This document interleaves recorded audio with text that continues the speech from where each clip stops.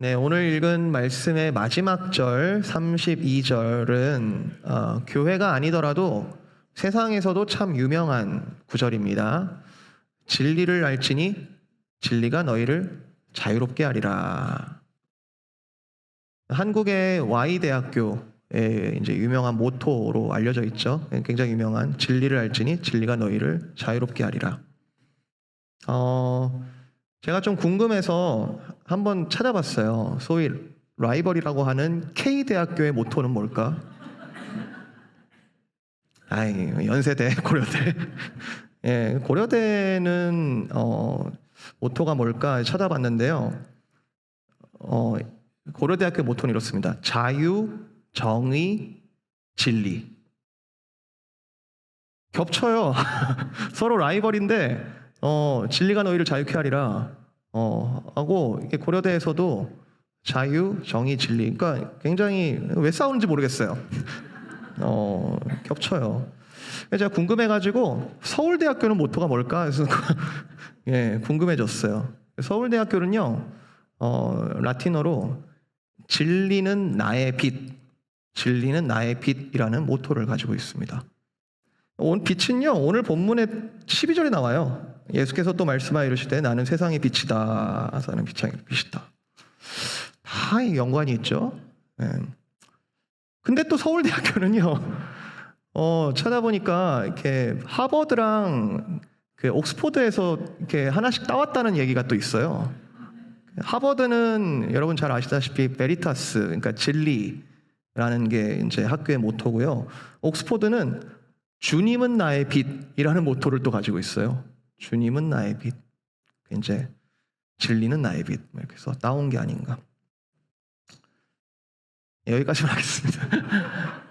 제가 이렇게 이걸 관찰하면서 느낀 건 뭐냐면, 이게 다 요한복음 8장에서 왔다는 겁니다. 진리를 추구하고 진리 안에서 자유를 추구하는 그 모든 어떤 인간의 추구하는 그 방향이 다 요한복음 8장에서 나왔다는 거예요. 그래서 여기서 중심이 되는 구절이 32절이죠. 진리를 알지니 진리가 너희를 자유케 하리라.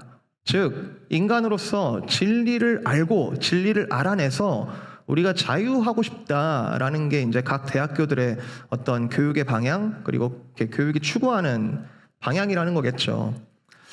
지난주에도 말씀을 드렸습니다만, 아는 것, 아는 행위라는 것은 인간의 보편적인 갈증이자 아주 보편적인 욕구입니다. 인간들은 누구나 알고 싶어 해요. 추상적인 지식 또는 지적인 지식뿐만 아니라 이런 것도 필요하죠. 내가 이 정보를 알아서 돈을 많이 벌 수 있는 정보가 있다면 그 아는 게 되게 필요하겠죠. 그런 그리고 내가 남들보다도 조금 한 발짝 더 미래를 알 수 있다면 그 정보를 가지고 이렇게 내 삶을 조금 더 나아지게, 윤택하게, 자유롭게, 여기서 말하는 자유롭게 하는 그런 정보를 우리는 갈망할 수 있을 겁니다. 그래서 그런 걸 아는 것, 그런 거를 아는 지식이 과연 나를 자유롭게 해줄 수 있는가, 계속해서 진리를 찾는 거죠. 그래서 32절을 비추어 볼 때, 그리고 많은 대학교들의 모토들을 참고해 볼 때, 인간은 자유를 갈망하는데, 정말 참된 자유를 갈망하는데, 이를 위해서 고차원적이든 실용적이든 진리를 추구하는 존재다라고 이 말씀이 말하고 있고, 사실은 예수님께서 그것을 이제 확증해 주신 거죠. 맞다. 인간은, 사람은 참 자유를 원하는 존재인데 진리를 알지니 진리가 너희를 자유케 할 것이다 라고 예수님께서 그 방향을, 그 패턴을 정확하게 말씀해 주신 건 맞아요. 하지만 저는 오늘 여러분에게 좀 분명하게 말씀을 드리겠습니다. 이 32절에 나오는 이 진리라는 단어의 의미는 반드시 앞뒤 구절을 같이 보셔야 돼요. 32절만 떼서 보면 안 됩니다. 31절. 그러므로 예수께서 자기를 믿은 유대인들에게 이르시되, 여기서 이제 지난주에 제가 아는 것, 찾는 것, 믿는 것 이렇게 말씀드렸는데, 여기서 믿은 이 단어가 이게 가볍지가 않죠. 굉장히 이렇게 무게가 있죠. 자기를 믿은 그 유대인들에게 이르시되 너희가 내 말에 거하면 참으로 내 제자가 되어서, 문장 안 끝났어요. 참으로 내 제자가 되어서 진리를 알지니 진리가 너희를. 그러니까 여기서 말하는 이 진리는요, 아리스토텔레스라든지 철학자들이 말하는 세상에 어떠한 것도 연관이 되어 있지 않은 아주 독립적인 제일 최초의 진리가 있다. 제1원리, 제1원인, 아주 어떤 것과도 인과관계가 성립되지 않은 완전 독립적인 제1원인, 거기서부터 모든 지식이 파생한다. 이런 종류의 진리를 얘기하는 게 아니고, 여기 8장에서 얘기하는 이 진리를 알지니 진리가 너희를 자유케 하리라 라는 말씀의 진리는 예수님과 관련이 있어요. 예수님과 관계가 있는 거죠. 너희가 내 말에 거하면, 참으로 내 제자가 되면 진리를 알지니. 36절. 그러므로 아들이 너희를 자유롭게 하면 너희가 참으로 자유로우리라. 여러분, 우리 인간의 자유가 어디에 있다고요? 아들이 너희를 자유롭게 하면 참으로 너희가 자유로우리라. 그럼 이제 분명해지죠. 자, 인간은 참 자유를 원합니다. 인간은 참 온전하게 살아가는 그 삶을 꿈꿉니다. 그 자유. 근데 그 자유는 진리가 필요합니다. 그냥 갑자기 우연하게 이제 살만하네. 그게 자유가 아니고 참된 자유는 진리를 필요로 합니다. 그런데 그 진리는 누가 주시는 거라고요? 아들 안에서만 발견되고 아들이 주시는 것이다. 아들, 진리, 자유. 그러니까 여기서 자유롭게 하는 진리라는 것은 반드시 예수님과 또는 아들과의 관계성, 릴레이션십을 같이 넣어야만 그 말이 성립이 되는 거죠. 따로 떨어지는 그냥 어떤 좋은 진리를 딱 찾으면 내가 자유함을 얻는 게 아니고, 이 진리는 예수님과의 관계성 안에서 해석이 되어지는 진리인 거죠. 다시 말해, 요한복음 8장에서 진리라는 것은 아들과의 관계성이 없다면 인간 모두가 갈망하는 그 자유하고는 전혀 무관합니다. 그 자유에 이를 수가 없는 거죠. 아들과의 친밀한 관계를 빼놓고 그 진리만 얘기한다? 아들과의 관계를 빼놓고 그 진리만 찾는 노력, 그 진리만을 얘기한다? 그것은 몇 가지 찾을 수도 있겠지만, 또 좋은 어떤 인사이트들을 얻을 수도 있겠지만, 아들이 빠진 진리는, 그로 인한 추구하는 자유는 아주 부분적인 것에 불과하다. 그건 온전한 자유가 아니다. 네가 만약 진리를 얘기하려거든 아들과의 관계를 빼놓을 수 없다. 여러분, 관계가 되게 중요한데요. 여기서 우리가 가진 이 성경은요, 진리를 모아놓은 백과사전이 아닙니다. 여러분, 우리가 가지고 있는 성경은요, 진리를 모아놓은 정보 모음집이 아니에요. 성경은 한 단어로만 딱 표현하자 그러면 성경은 관계예요. 관계. 처음부터 끝까지 관계에 대해서 얘기하고 있고요. 우리가 믿는다라고 했을 때는, 하나님을 믿는다라고 했을 때는 그분과 우리가 어떤 관계를 맺고 있느냐, 그 관계가 내 안에서뿐만 아니라 외적으로도 어떤 모습으로 드러날 수밖에 없는데, 그 관계성, 성경은 그 관계에 대해서 수많은 좋은 예들과 또 수많은 실패의 예들을 이렇게 번갈아 가면서 성경에서 보여주고 있는 거죠. 그러니까 처음부터 끝까지 성경은 관계에 대한 얘기예요. 관계에 대한 얘기. 자, 몇 가지만 예를 들어볼게요. 지난주에 제가 솔로몬 왕을 좀 말씀드리면서, 솔로몬 왕은 어떤 사람이냐 하면 아는 것과 찾는 것에 끝까지 가본 사람. 아는 것의 절정에 이르렀고 찾는 것에도 다 해본 사람이라고 제가 말씀을 드렸었는데요. 그 솔로몬이 지은 전도서의 끝에 보면은 이런 말씀이 있어요. 전도서 12장 12절인데요. 내 아들아, 또 이것들로부터 경계를 받으라. 많은 책들을 짓는 것은 끝이 없고 많이 공부하는 것은 몸을 피곤하게 하느니라. 여러분, 이 말씀 절대로 우리 아이들한테 알려주면 안 됩니다. 엄마, 성경에 써 있는데요, 많이 공부하면 피곤하다고 하는데요, 솔로몬이 그랬는데요. 제가 이 말씀을 저도 많이 제가 목사 하려고 했다기보다는 이 말씀이 박혀 있었어요. 이렇게 도대체 이 말의 뜻이 뭘까? 공부를 하라는 거야, 말라는 거야? 아는 걸 추구하라는 거야, 말라는 거야? 그러니까 솔로몬이 가본 길 우리는 절대 가지 말라는 거야, 아니면 뭐라는 거야, 이거를? 근데 그 말씀에서의 솔로몬의 표현은 뭘 해라 하지 말라라고 하는 이야기가 아니고 자기 경험에 대한 고백일 뿐이에요. 야, 내가 열심히 공부해봤고 열심히 많은 책들을 지어봤고 많이 찾아봤는데 그 일 자체가 참 피곤하더라라는 이제 자기 고백이에요. 그러니까 그 말씀 가지고 그러니까 너희는 공부하지 마라, 뭐 너희는 책 짓지 마라 이런 뜻이 아니고 자기가 살아온 어떤 삶에 대한 경험을 얘기하는 거죠. 참 피곤하더라. 그러니까 그 말에는 하라는 말이나 하지 말라는 말이 없어요. 근데 그 다음 구절이 뭐냐면 전도서 12장 13절 14절인데요. 거기에는 뭘 하라라는 말이 들어있어요. 일의 결국을 다 들었으니 하나님을 경외하고 그의 명령들을 지킬지어다. 이것이 모든 사람의 본분이니라. 하나님은 모든 행위와 모든 은밀한 일을 선악간에 심판하시리라. 얘들아, 너희는 이것을 해라. 하나님을 경외하고 그의 명령을 지켜라. 이건 해라. 공부 다 의미 있고 다 좋은데 무엇보다도 너를 그 지으신 분을 경외하고 그의 말씀을 지킴으로써 그 관계 안에 들어가라. 자기가 다 해봤대잖아요. 자기가 다 알았다 그러잖아요. 그런데 마지막에 뭘 얘기하냐면 그건 참 피곤한 일이고 진심으로 너희에게 딱 하나 조언을 해준다면 그 관계 안으로 들어가라. 심판도 마찬가지예요. 마지막에 하나님이 모든 행위와 모든 은밀한 일을 선악간에 심판하시리라. 심판이라는 건요, 우리가 하나님과 종말적으로 봐도 그 관계로부터 끊어지지 않는다는 뜻이에요. 종말에는 둘 중 하나겠죠. 양과 염소로 나눠질 겁니다. 정말 하나님의 그 복된 영생의 그 영원한 관계 안으로 들어가든지 아니면은 영벌에 들어가든지 심판을 받는다는 것 자체가 하나님과 우리 간의 어떤 그 관계를 보여주는 거죠. 하나님이 우리와 관계가 없다면 심판도 의미가 없어요. 우리가 알아서 소멸되든지 하면 되는 거잖아요. 그러나 너희는 하나님을 경외하고 그의 명령을 지켜라. 그 관계 안에 들어가라. 하나님은 태초부터 영원까지 너희와 관계하실 분이시기 때문에 그 관계 안으로 들어가라. 또 전도서에 이런 말씀도 있어요. 제 인생의 모토기도 한데요. 전도서 9장 9절.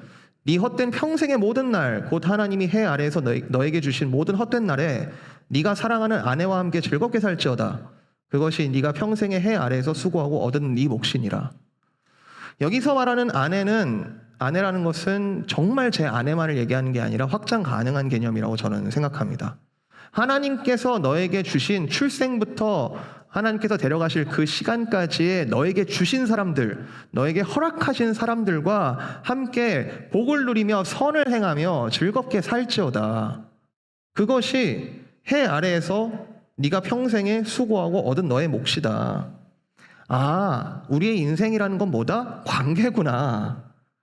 뭘 성취하고 우리가 뭘 이루어서 내 이름을 남기고 그런 게 중요한 게 아니라 하나님께서 애초에 우리에게 설정하신 이 삶이라는 것은 기본적으로 관계구나. 아담과 하와가 죄를 지었어요. 아담과 하와는 그 하나님 먹지 말라고 하신 열매를 먹으면 하나님께서 정령 죽으리라고 하셨는데 먹자마자 꽥 죽지 않았어요. 먹었는데 아무 일도 일어나지 않았어요. 당장에 눈에 보이는 큰 일이 벌어지지 않았어요. 그런데 사실은 엄청난 일이 벌어졌어요. 하나님과 관계가 끊어졌어요. 하나님과 관계가 망가져 버렸어요. 자기가 벌거벗은 것을 도저히 감당할 수 없어서 나뭇잎을 엮어다가 몸을 가리기 시작했습니다. 하나님을 대면할 용기가 없고 또는 하나님을 만나고 싶지 않았을 거예요. 숨었습니다. 하나님과의 관계가 파괴된 거죠. 진리를 스스로 짓밟았고 결국 자유를 잃어버렸습니다. 그게 아담과 하와의 이야기, 그리고 아담과 하와로부터 이어지는 온 인류의 이야기죠. 요한복음 8장은 배경상 보면은 7장부터 계속 이어지는 예수님과 유대인들의 대화인데 예수님께서 명절에 올라가셔서 성전에서 하시는 말씀이에요. 유대인들이 질문하면 예수님이 답하고, 유대인들이 질문하면 예수님이 답하고, 계속 그게 반복되는 이제 그런 논쟁인데요. 여기서 예수님께서 제일 많이 하시는 말씀이 뭔지 아세요? 제일 많이 하시는 말씀? 아버지와 나와의 관계입니다. 나에게 아버지는 어떤 분이고 아버지에게 나는 어떤 자다. 어떤 관계 안에 있다. 이 얘기를 계속 하고 계세요. 논쟁을 하고 있는 유대인들이 이렇게도 질문 던지고 저렇게도 질문 던지고 다양한 각도로 막 이렇게 질문을 해도 예수님의 모든 대화는 하나로 귀결이 되는데, 나와 아버지는 이 정도로 이렇게 친밀하다. 여러분 지난주에 읽어보셨죠? 이게 질문과 대화로 계속 이어지기 때문에 예수님께서 하나님과 나와의 관계 1, 2 이렇게 정리된 게 아니라 가지고 조금 읽기가 쉽지 않을 수도 있겠지만, 예수님의 대답들을 몇 가지로 정리를 해보면 이렇습니다. 나와 아버지의 관계는 어떤 관계냐면, 나는 아버지로부터 왔다. 너희는 내가 어디로부터 왔는지 알지 못하지만, 너희 스스로도 어디로부터 왔는지를 알지 못하지만 나는 분명히 안다. 나는 아버지로부터 왔다. 또 나는 아버지에게로 간다. 조금 있으면 너희가 나를 보지 못하겠지만 내가 나를 보내신 이에게로 돌아갈 것이다. 내가 아버지의 집에 가서 너희 거처들을 내가 예비할 것이다. 내 아버지 집에는 거할 곳이 많도다. 나는 아버지에게로 간다. 오고 가는 것만 아는 게 아닙니다. 나는 아버지와 지금 항상 함께하고 있다. 29절.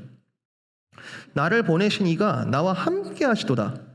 나는 항상 그가 기뻐하는 일을 행함으로 나를 혼자 두지 아니하셨느니라. 나를 보내신 이도 나와 함께하시고 나도 그분의 기뻐하시는 뜻을 계속 쫓으면서, 그분이 어떤 걸 원하시는지, 어떻게 할 때 기뻐하시는지를 계속 그분의 마음을 헤아리면서 그가 내 안에, 내가 그 안에 같이 동행하고 있다. 54절. 내가 내게 영광을 돌리면 내 영광이 아무것도 아니지만 내게 영광을 돌리시려니 내 아버지가 계시다. 너희들이 아무리 나를 칭찬하고 아무리 내가 어떤 사람이라고 말을 한다 한들 아버지께서 나에게 영광을 돌리고 계시다. 나는 너희들의 말에 어떠한 것도 흔들리지 않는다. 왜냐하면 나의 본질은 아버지께 있기 때문에. 아버지께서 나의 모든 것을 아버지께 영광을 돌리고 아버지도 나에게 영광을 주고 계신다.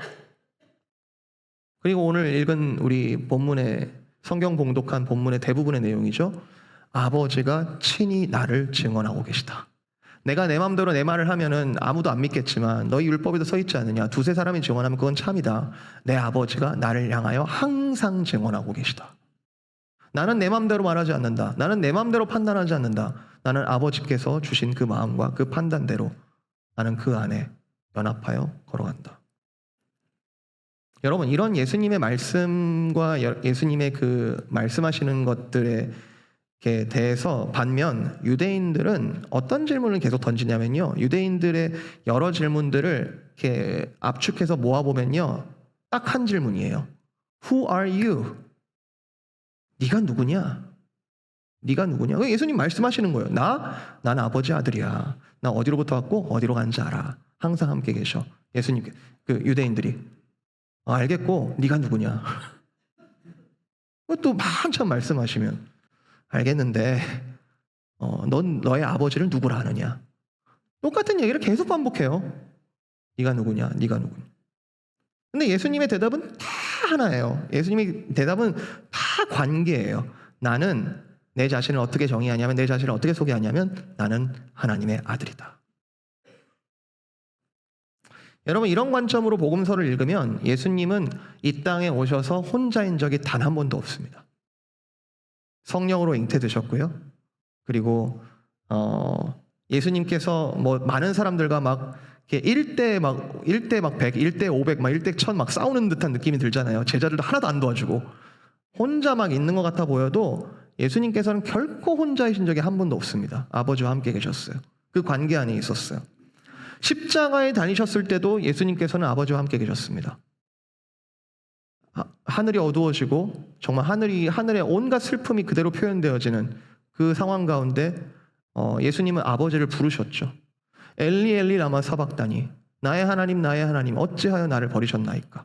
버리신 거 아니에요. 그러나 버리신 것과 같은 그 하나님과 관계가 끊어지는 것이 얼마나 비참한 일인지, 얼마나 내가 감당할 수 없는 일인지, 얼마나 인간에게 있어서 가장 비극적인 일인지를 예수님이 앞서서 외치신 거죠.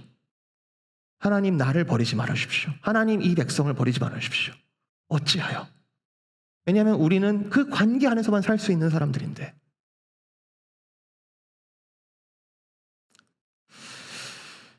예수님이 생각을 하실 때나 예수님의 뜻을 품으실 때나 예수님이 판단을 하실 때나 예수님이 말씀을 하실 때나 예수님이 능력을 행하실 때나 예수님의 영광을 받으실 때나 하나님이 아버지께서 함께 계셨던 거죠. 혼자 계신 적이 단 한 번도 없습니다.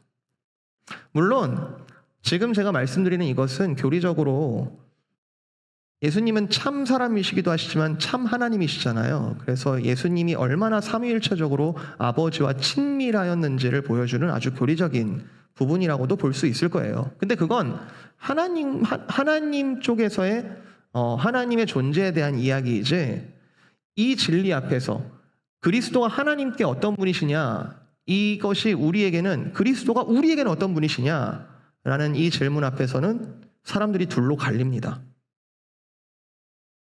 예수님과 논쟁하고 있는 유대인들은 이 예수님이 말하고 있는 친밀함을 절대로 이해하지 못합니다. 믿지도 못해요. 들어가고 싶어 하지도 않아요. 계속 아버지를 소개하고 있고 아버지로부터 왔다는 것, 내가 아버지 안에 있다는 것을 계속 그 친밀함을, 그 관계를 얘기하고 있지만 유대인들은 듣고 싶어 하지도 않고 믿고 싶어 하지도 않고 알려고도 하지 않습니다. 이해하지 못합니다. 현상적으로 볼 때 이 시대의 유대인들도 이 연장선 위에 서 있다라고 할 수 있을 거예요. 예수님을 하나님의 아들로 인정하지 않죠. 그리고 뭔가 다른 진리가 있다면 그 진리를 통해서 자유함을 얻을 수 있을 것이라 생각할 수 있겠죠. 근데 예수님은 결코 그렇게 얘기하고 있지 않습니다. 반대쪽에 있는 사람들, 도무지 예수님의 친밀함을 이해하지 못하는 사람들과는 달리 반대쪽에 있는 사람들에 대해서는 예수님께서 이렇게 표현하고 있어요. 47절. 하나님께 속한 자는 하나님의 말씀을 듣나니 너희가 듣지 아니함은 하나님께 속하지 아니하였음이로다. 너희는 누구인가? 너희는 지금 내 말을 듣고 있는 너희는 누구인가? 너희는 속한 자다. 너희는 하나님께 속한 자다. 곧 하나님의 친밀한 관계로 들어온 자다. 여러분 속한 자인 거 믿으십니까? 여러분 하나님께 속한 자임을 믿으십니까? 여러분 관계적으로 하나님께서 여러분을 초대하시고 같이 함께하고 계시고 그 속한 자임을 여러분 믿으시기를 정말 진심으로 축복을 드려요. 하나님 어디 계시지? 하나님 어디 계시지? 근데 예수님께서는 내 말을 듣고 나의 말 안에 거하고 내 제자가 되어 진리를 알게 되고 자유함을 얻는다는 것은 하나님께 속한 것이다. 관계적으로 속한 것이다. 아, 내가 하나님께 속했구나. 어느 정도로 어떻게 속한 거지? 그걸 내가 지금 너희에게 보여주고 있다. 너희가 하나님께 어느 정도로 속했는지를 내가 지금 먼저 너희에게 보여주고 있다. 하나님께 속한 자는 하나님의 말을 듣고 하나님께 속한 자는 하나님께 영광을 돌리고 하나님께 속한 자는 하나님의 뜻을 궁금해하며 하나님께 속한 자는 하나님과 동행하고 있다는 것이 나의 무기요 나의 용기가 되고 하나님께 속한 자는 이와 같은 질문에도 아무것도 모르는 자에게 진리를 가지고 자유함으로 말할 수 있는 사람들이다. 이 정도의 친밀함으로 내가 너희를 지금 초대하고 있다. 거룩하신 아버지여, 내게 주신 아버지의 이름으로 그들을 보호하시고 그들을 보전하시고 우리와 같이 아버지와 나와의 관계와 같이 그들도 하나가 되게 하여 주옵소서. 여기서의 하나는 두 가지 측면을 다 얘기합니다. 그들끼리 하나도 얘기하지만 내가 아버지와 하나인 것, 그것을 듀플리케이트 해주십시오. 그것을 카피해 주십시오. 그 관계 안으로 이들도 들어오게 해주십시오. 아들 안에 거하라. 이 친밀함으로 와라. 이게 사실은 너희가 찾는 너희에게 필요한 진리다. 그리고 그 진리가 너희를 자유롭게 하리라. 생명의 빛을 얻으리라. 사랑하는 성도 여러분, 여러분 예수님을 나의 구주로 믿고 계시죠? 나의 구주, 그리고 내가 그 안에 속해 있다는 거 여러분 믿고 계시죠? 그게 친밀함입니다. 그런 친밀함, 여러분 친밀함을 누리고 계시는 줄 믿어요. 내가 하나님과 그리고 그리스도 안에서 이런 친밀함을 선물로 받았다는 걸 여러분 이미 누리고 계실 텐데, 여러분이 가지고 계시는 그 친밀함이 예수님의 이 친밀함을 모델로 삼았을 때 이런 공격적이고 악의적인 상황 속에서도 결코 흔들리지 않는, 나는 아버지의 것이다. 아무리 말해도, 아무리 너희가 공격한다 하더라도 나는 아버지의 것이다. 그게 예수님이 가진 친밀함, 그리고 예수님이 가진 자유의 근원이겠죠. 광야에서 사탄에게 시험을 받으실 때도 아버지와의 관계가 절대로 흔들린 적이 없습니다. 아버지의 말씀에 이런 것을 너는 알지 못하느냐. 하나님만 경외하라. 너는 알지 못하느냐. 왜냐하면 내가 아버지께 속하였고 나는 아버지의 말을 듣기 때문이다. 이 친밀함으로 저와 여러분을 초대하고 계시는 거죠. 먼저 앞서서요. 그때 예수께서 자기를 믿은 유대인들에게 이르시되 너희가 내 말에 거해라. 참으로 내 제자가 되라. 그리고 그 진리로 자유를 얻으라. 제가 오늘 말씀의 남은 시간에는 이 성도에게 주신 친밀감에 대해서 우리 삶에서의 좀 몇 가지를 예를 들어서 좀 같이 생각을 해보려고 그래요. 도대체 우리가 누리고 있는 친밀감이 어디에서 어떻게 누리고 있는지, 또 어떻게 누려야만 하는지를 조금 예를 들어서 좀 말씀을 드리려고 하는데, 일단은 이 성도에게 주신 친밀감은 관계적으로 세 가지의 방향성을 좀 점검해 볼 필요가 있습니다. 어떤 관계 속에서 친밀함이 누려져야 하는가라는 거를 세 가지를 좀 말씀을 먼저 드리겠습니다. 일단은 우리가 가져야 되는 친밀감의 제1번은 아들과 나와의 관계, 아들과 우리들과의 관계입니다. 나는 그리스도와 어떠한 관계를 맺고 있으며 그리스도와 어떠한 친밀함을 누리고 있는가. 여러분, 우리가 믿고 있는 이 진리를 외부에서 말하기는 기독교, 그리스도교라고 말하는 이유는 1차적으로 이 사람들은 아들과 관계를 맺고 있는 사람들이라는 관찰이에요.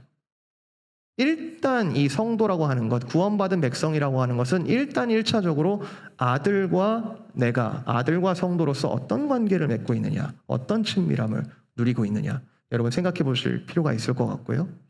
또 하나는 이거에 대한 확장 개념인데, 두 번째는 아버지와 나는 어떤 관계에 있는가, 아버지와 우리들은 어떤 관계에 있는가. 사실은 아버지만은 아니고 성령님까지 포함인데, 그리스도를 통하여 그리스도와의 온전한 관계, 그 온전한 친밀한 관계에 들어가게 되면은 그 즉시로 삼위일체 하나님께로 확장이 되는 거겠죠. 나는 그리스도하고는 친한데 하나님하고는 좀 무섭고 성령님은 좀 잘 안 친한 것 같아. 요즘 들어 좀 안 친한 것 같아. 여러분, 이게 말이 안 돼요. 이거는 영적인 정신분열증이에요. 그리스도와 온전하게 관계가 친밀하다면 사실은 아버지와도 친밀할 수밖에 없고 성령님과도 친밀할 수밖에 없습니다. 로마서 8장 14절 15절 제가 읽어드릴게요. 로마서 8장 14절 15절 무릇 하나님의 영으로 인도함을 받는 사람은 곧 하나님의 아들이라. 너희는 다시 무서워하는 종의 영을 받지 아니하고 양자의 영을 받았으므로, adopted son, 양자의 영을 받았으므로 이제 우리가 하나님 아버지를 아빠 아버지라고 부르짖을 수 있게 되었느니라. 너희는 그리스도를 통해서 하나님의 영으로 인도함을 받고 있고 너희들은 하나님의 아들이 되었으며 이제 아버지께 아빠 아버지라고 부를 수 있는 사람들이 되었다. 제가 여기서 설명을 깊게 할 수는 없겠습니다만, 우리가 그리스도를 믿는다는 것은 즉시로 성령을 선물로 받는 것이고 성령의 그 친밀함 안으로 들어가는 것이고 창조주와의 관계가 회복되는 것이며 하나님 아버지를 마음껏 아버지라고 부를 수 있는 그 사람들은 일상 가운데 어떤 친밀함을 누리고 있는가 생각해 볼 필요가 있겠고요. 마지막으로는 같은 아버지를 두게 된 형제 자매들 간의 관계입니다. 우리들과 우리들, 나와 너, 형제와 자매. 그리스도 안에서 거듭난 사람들은 다시 태어나면서 원래 아버지셔야 하는 분으로 아버지가 함께 바뀌게 되는데, 이전에는 마귀의 자식이었죠. 너희 아비는 마귀로다. 예수님께서 말씀하신 부분이 있는데 이제는 우리가 하나님 아버지를 아버지라 부를 수 있게 되면서 같은 아버지 안에서 형제 자매들이 생기게 되는데 그러면 형제 자매들 간에 어떤 친밀함을 회복하고 누리고 있는가? 이 세 가지 관계적인 유형이 있을 텐데 몇 가지 예를 한번 드려보겠습니다. 자, 첫 번째, 나는 나의 믿음의 대상 하나님과 관계를 하고 있는가 아니면 도구로 삼고 있는가? 나는 나의 하나님, 그 아버지와 관계를 하고 있는가 아니면 나는 하나님을 도구로 삼고 있는가? 7장 8장의 유대인들이 아버지에 대한 논쟁을 예수님과 계속 하다가 마지막에 이제 아브라함까지 끌어들여요. 아브라함, 너는 아버지가 누군데 자꾸 하나님이라고 그러니까 우리는 아버지가 아브라함이다. 우리는 아브라함의 자손이다. 제가 한마디로 말씀드리면 여기서 유대인들의 아브라함은 그냥 믿음의 도구예요.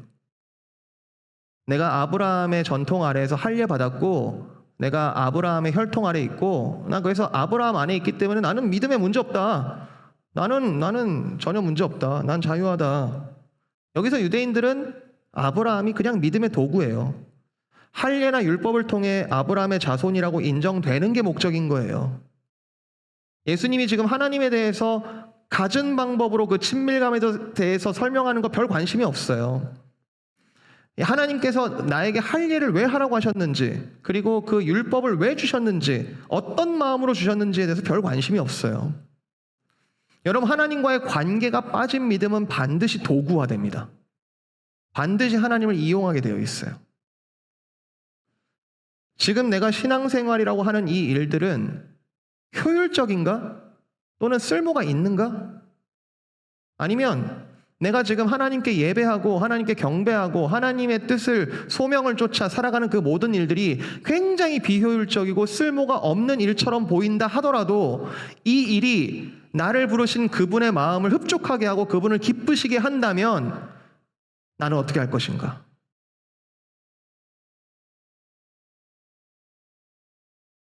율법 얘기가 나와서 말씀드리는 건데요. 율법은요, 하나님을 도구로 삼는 사람들에게는 율법은 정말 족쇄예요. 정말 지키기 어려운 거고 정말 힘든 거예요.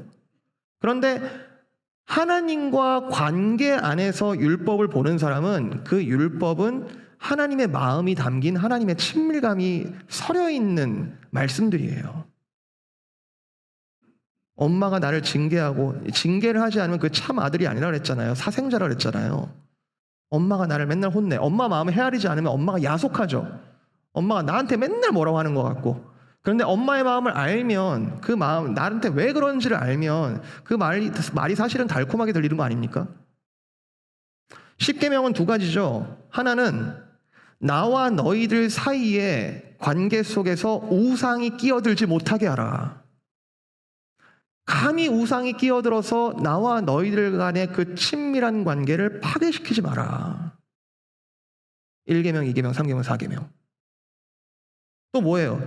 두 번째는 나와 너희들과 너희들 사이에 내가 아름답게 창조하고 너무나 귀중하게 여기는 택한 백성 너희들 사이에 탐욕이 끼어들지 못하게 해라. 탐욕이 끼어들어서 너희들 형제 자매들 사이에 친밀감을 파괴하지 마라. 부모를 공경하고 살인하지 말고 간음하지 말고 도둑질하지 말고 내 이웃의 것을 탐내지 말고 탐심을 갖지 말고. 왜냐하면 그 모든 것들이 내가 너에게 원래 창조한 목적, 같은 친밀감을 누리고 같이 정말 사랑할 수 있는 그 모든 것들을 파괴하기에, 그 친밀감을 파괴하는 것이 가장 비극적인 일이기에 너희는 이거를 하지 마라. 이 친밀감을 지켜달라. 이런 말씀들이 여러분, 말씀이 그냥 도구화로 들리지 않고 이게 정말로 하나님께서 나에게 말씀하시는 관계적으로 들리고 내 영혼에 아주 깊숙하게 막 박힌다. 말씀이 박힌다. 내 삶을 변하게 하신다. 말씀이 나에게 지도하는 바 멈추라 그러면 멈추고, 말씀이 나보고 가라고 하면, 달려가라고 하면 달려간다. 내 삶을 이 말씀이 지도한다. 제가 확실하게 말씀드릴 수 있어요. 그거는 성령님이 아주 친밀하게 여러분에게 역사하시는 거예요. 아주 친밀하게 말씀을 생각나게 하리라. 말씀대로 살게 하리라. 가정 얘기해 볼까요? 가정. 여러분, 가정은 우리에게 친밀감이 무엇인지를 기본적으로 감각할 수 있는 우리에게 주신 은혜의 울타리입니다. 아주 이건 뭐 설명할 필요 없이 가정이라는 울타리 안에서 이렇게 친밀감을 우리가 느끼잖아요. 알잖아요. 부모와 자녀, 예수님께서 지금 계속 얘기하고 계시고요. 아버지와 나와의 이런 친밀함이 있다. 친밀함이 있다. 제가 아버지를 이렇게 실제로 뵌 지가 좀 오래됐습니다. 좀 몇 년 됐어요. 그래서 아버지가 한 번씩 생각이 나고, 사실은 아버지의 최근 사진들을 잘 안 봐요. 그냥 제 기억 속에 그 기억을 남고 싶어가지고 좀 왠지 이렇게 슬플 것 같아서 잘 안 봐요. 그런데 제가 거울을 보면 아버지가 보여요. 너무 친밀해. 와, DNA를 속일 수가 없어요. 저는 아버지랑 키도 똑같거든요. 이 친밀감은요, 설명할 필요가 없어요. 아주 그냥 새겨져 있는 친밀감이죠. 아버지와 나는 그런 관계다. 그리고 사실은 너희가 아버지 안에 속했다는 것은 바로 그런 관계다. 아버지가 하는 것을 즐거워할 수밖에 없지 않겠니? 너희 속에 하나님의 형상으로 창조된 너희 속에서 아버지의 모습들이 보여지지 않겠니? 남편과 아내 너무나 친밀한 관계죠. 여러분, 그 안에서의 음란함과 간음이 왜 나쁘죠? 친밀감이 와장창 깨지니까요. 친밀감은 서로에 대한 믿음을 기반으로 하는 건데, 간음과 음란함 완전히 깨트리죠.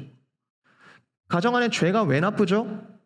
하나님과 우리 사이에, 그리고 우리 가족 구성원 사이의 친밀감을 깨뜨려 버리니까요. 기독교인들끼리 왜 결혼해야 되죠? 같은 하나님을 섬기고 같은 하나님을 믿는 그 깊은 친밀감 안에서 누리는 영적인 교통과 연합이 너무 소중하니까요. 너무 소중하니까 같은 믿음을 같이 고백하고 싶고 그 안에서 진짜 깊은 친밀감을 누리고 싶어 하는 거 아닙니까? 그런데 혹시 부부 사이에 믿음의 차이가 있다 하더라도 왜 하나님께서는 그 연합을 함부로 깨뜨리지 말라고 하시죠? 함부로 헤어지지 말라고 하시죠? 왜냐하면 그 안에 있는 부부의 친밀함이 사랑의 본질이니까요. 종교 전쟁해서 누가 이기고 누가 지는 게 문제가 아니고 정말 그 안에 너희를 한 몸 되게 하시는 그 친밀함을 소중히 여기라. 혹시 알겠느냐? 그 배우자가 그 너로 인하여서 너의 그 하나님을 닮은 그 친밀함으로 인하여 진짜 본질적인 그 진리와 자유함을 발견하게 되지 않겠느냐. 아내를 너무 사랑해서 지금도 저희 교회에 같은 믿음을 가지고 그 친밀함으로 초대하고자 십자가를 지시는 많은 배우자들을 제가 압니다. 그 안에서 종교가 다르다고 같이 못 살겠다고 하는 것은 그 친밀함이 가지는 그 본질과 모순을 일으키기 때문에 많은 믿음의 형제 자매들이 배우자를 향한 깊은 사랑 주셨고 지금도 하나님의 본질적인 그 친밀함을 계속 전하고 있는 것을 너무 잘 알고 있습니다.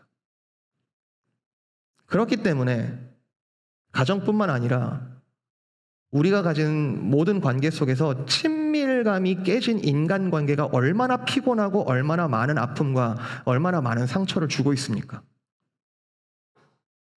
교회 경험에 대한 트라우마 때문에 신앙생활에 많은 방해를 가지고 계시는 분들을 알고 있습니다. 정말 할 말이 없을 때도 있어요. 회개하는 마음으로 다시 무릎을 꿇어 초대하죠.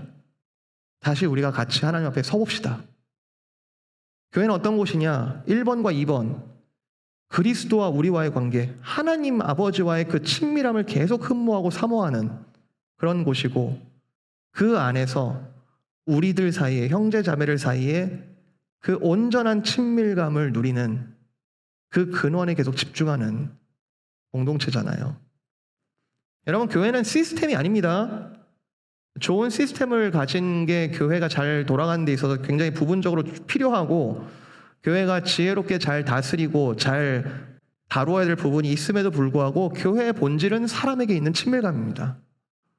그 사람에게 있는 하나님과의 친밀감입니다. 교회에 많은 교역자들이 있어요. 많은 교역자들이 각자의 담당을 가지고 각자의 잡 디스크립션을 가지고 각자의 맡은 사역들을 열심히 합니다. 근데 여러분, 그게 각자의 일을 얼마나 잘했는가가 아니에요. 그 안에 있는 관계죠, 관계. 함께 이루어 함께 하나님을 바라보며 함께 서로 도우면서 하나님을 예배하고 하나님의 그 마음들을 전하는 데 최선을 다하는 거죠. 그게 교역자 팀이죠. 박 목사님 좀 보고 싶네요. 박 목사님 몇 주 못 보니까 되게 좀 그립긴 해요. 관계죠. 관계예요, 관계. 교회는 수직적인 친밀감으로 수평적인 친밀감을 누리는 곳. 지금 여러분 우리가 예배하고 있는데 예배를 통해서 우리가 아버지와의 친밀감을 지금 이 순간 누리고 있고, 그리고 그 안에서 한 아버지 아래 형제 자매의 친밀감을 누리는 것. 교회가 그래야 되고요. 사실은 가정도 그래야겠죠. 기도. 여러분, 기도는 친밀감을 누리는 천국의 비밀입니다. 사무엘이 은퇴를 하면서 나는 기도를 쉬는 죄를 범하지 않겠다라고 선언하는데, 여러분, 기도를 쉬는 게 왜 죄예요? 왜 죄죠? 나와 이 이스라엘이 지금 겨우 회복된 이 하나님과의 이 친밀감을 내가 이 기도로 지킬 수만 있다면 나는 이 기도를 쉬는 죄를 결코 범하지 않겠다. 만약에 저와 여러분 중에 기도가 싫고 기도가 귀찮다면 혹시 친밀감에 문제가 있는 거 아닐까요? 내 집은 만민이 기도하는 집이라 하셨는데, 그래서 우리가 제사 준비한다고 양도 갖다 놓고 이게 돈 바꾸는 것도 갖다 놓고 막 지금 비둘기도 갖다 놓고 다 하나님 좋으라고 우리가 하는 거 아닙니까? 다 집어치워라. 어떤 명물을 갖다 붙인다 하더라도 내 집은 아버지와 친밀함을 누리는 집이다. 그게 먼저다.